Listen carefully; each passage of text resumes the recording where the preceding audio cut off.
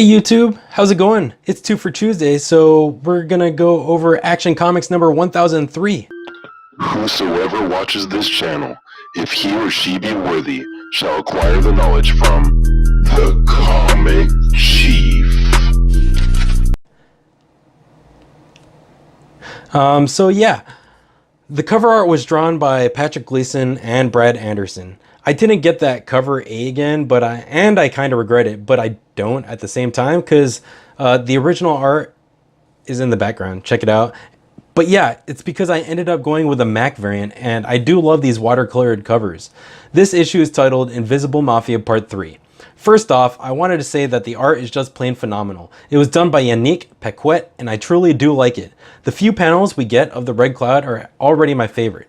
I felt the writing was well done, so Brian Bendis, I know you've got a lot of titles to juggle, but so far you're doing a stellar job. The writing between Jimmy Olsen and Clark Kent was actually my favorite dialogue in the book and writing. The plot was great. Again, we move our Red Cloud story arc further and we get a little bit more. The character development was great for our newer characters, character Robinson Goode. At $3.99 with a digital code, I can justify the price. I'm actually going to go with a 5 out of 5 star review for this, which is kind of crazy. This is officially the best of Action Comics so far. Hopefully the rest of them are this good. The title page again shows Easter eggs at Clark's desk at the Daily Planet. This is his desk, right? Why is he saying fire Jimmy on a post-it note? I'm also looking for clues, but yeah. Okay, so the issue actually starts off with Robinson Goode walking through Metropolis at night, and she enters the Dragon's Bar. She has some secret meeting in the back and is there to meet a woman named Candy. Candy is arm wrestling a bigger woman and actually kicks her butt. So Candy is her code name, and we learn that the now deceased thug Yogurt was also a code name, and that the Red Cloud gave all the thugs code names as if they were on a grocery list. Candy, Yogurt. So Candy reaches in a safe and pulls out a box to give it to Robinson. It is the kryptonite she asked for at the end of issue 1002. I used to feel like kryptonite was overused in the past, but they finally made it to where kryptonite is a rare metal or commodity and not just anyone can get. And man, the art pops when Robinson opens the box with the room lighting up green. I like how they took a 5-panel approach with the page ending with Robinson's fixation on that kryptonite. We cut to the Daily Planet where Clark Kent walks in and we find out that Jimmy Olsen has been waiting for him all along. Something happened at Star Labs. So I don't know if this is something we see in another title, The Flash, Justice League. Let me know in the comment section below. Clark mentions to Jimmy that Lois says hi to change the subject. And it's crazy because we see how her departure not only affected Clark, but her friends at the Daily Planet. When Jimmy asks Clark where she went, he suddenly falls ill and takes a seat at his desk. He is suddenly affected by the kryptonite as Robinson Goode is in the same room. Robinson is speaking to Perry White, who again sidelines her and refuses to put her article as the paper's next headline. He's such a great editor, and I love me some Perry White panels. We cut back to Clark Kent, who is now laying down on the floor. He's really sick. A crowd of people are around him, and Perry White and Robinson Goode reach the chaos. When someone mentions he gets headaches, Robinson reaches into her purse. At this point, I don't know if she knows that Clark is Superman, but when she's reaching into her purse and grabs some aspirin from that painkiller bottle, Clark Kent x-ray visions and can see she has kryptonite in her purse, and his eyes widen. I'm glad they aren't dragging this Robinson Goode thing into multiple issues. It feels pretty fast-paced. It's like perfect. She brings Clark aspirin and Clark says he's okay and that he doesn't need an ambulance. Robinson picks up her purse, looks back at Clark, and walks away into an elevator. Clark stares at her and she stares back, but I'm not sure if she knows the kryptonite is affecting him or if she is just concerned for his illness.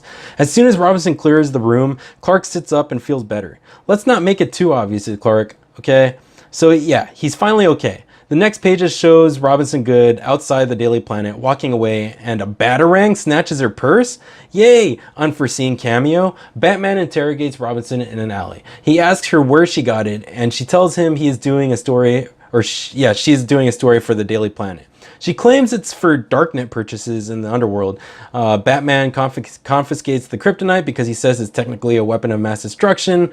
And as Batman leaves the scene, Robinson asks for the kryptonite back and he says no. She claims he mugged her in the alley.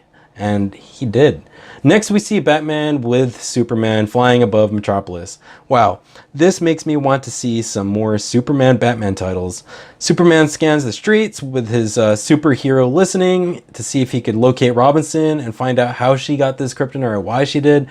And Robinson says the word kryptonite but doesn't finish it because she's interrupted by Candy to not say the word. Clark heard them.